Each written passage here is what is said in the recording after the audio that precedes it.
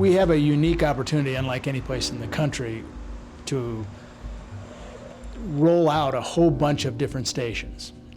The threat is rolling them out too quickly, being in a hurry, pressing to get parcels into play, and not having a focus on what is the real intent that we want station by station. Denver has an embarrassment of riches for TOD because you have 53 new stations coming online plus the ones you have, so about 100 stations.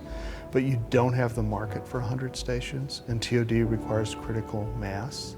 So when you do those demonstration projects, they need to be in a few places, and so there needs to be a sense of priority and of organization, and by implication, it's saying no to a long list of trying to do good everywhere all at the same time, because you won't be successful in doing that.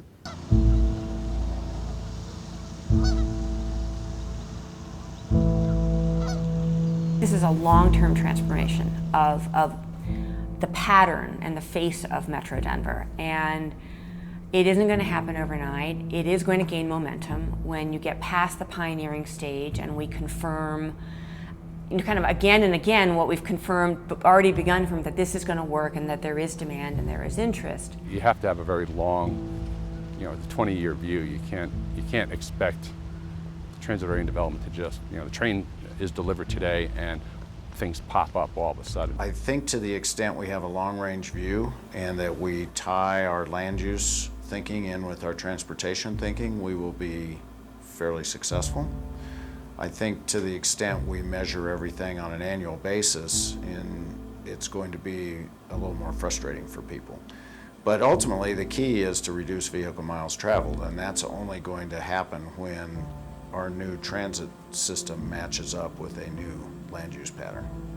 To get where you need to go, you need to link your capital investment strategies to your plans and policies. So how DRCOG invests money in access, in planning, in implementation, linking the local capital improvement plans and the park plans and back to the transit-oriented development plan, so that there's that public-private partnership, and that we've essentially said that these station areas are places where we're going to target investments and get that kind of synergy.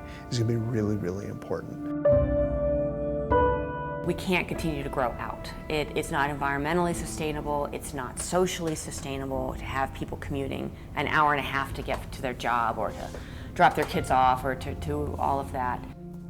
It's going to take political will to change how we do land use, about how we think about targeting and prioritizing our resources so that we ensure that people are included and not excluded. So, and by this I'm thinking that seniors or disabled people with limited mobility, that people with lower incomes are part of this new development rather than being pushed further out. We will need to include more people. I think there is broad consensus among the planners, the city staff, among the development community in the value of TOD. I'm not sure that we have really drilled down to get other vulnerable communities to understand how TOD connects to their long-term goals, for example, to get a grocery store, to get a bank, to create jobs, to address the challenges they have in their neighborhood. And I think to be successful, that's something we're going to have to do better at.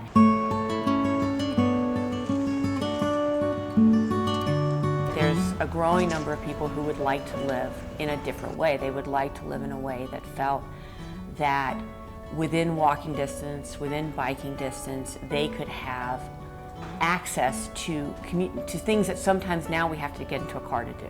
That they might be able to run and get a cup of coffee, that they might be able to go to a restaurant, that they might be able to take their kids to a park, might be able to catch a movie, and that maybe they might not have to get in and sit in traffic in order to get to work or to get their kids to school. We are going to have a long run here of many years. It's going to take diligence, and it's going to take more of the work such as we have done with the benchmark study to see if we are indeed accomplishing these overall goals of TOD and why we got into transit in the first place. This is not anything for us other than an incredible asset. We know historically now with T-Rex, with the Southwest line, that these things will work, and to put them as an overall part of our strategy in economic development, whether it's economic gardening or whether it's a traditional attraction. These new stations and these communities will be a great asset for us in job creation. One of the challenges for us, I think, is to, as leaders and actually as citizens, is to think a little bit out of the box, be a little bit more concerned with not the immediate now, but the future, and do things in a manner that we probably won't see the final results of, but others coming down behind us will. And hopefully they'll look back and say, thank goodness for those folks who had enough courage, enough foresight to be pioneers in a new frontier of preserving the riches and the beauty that we have here along the Front Range.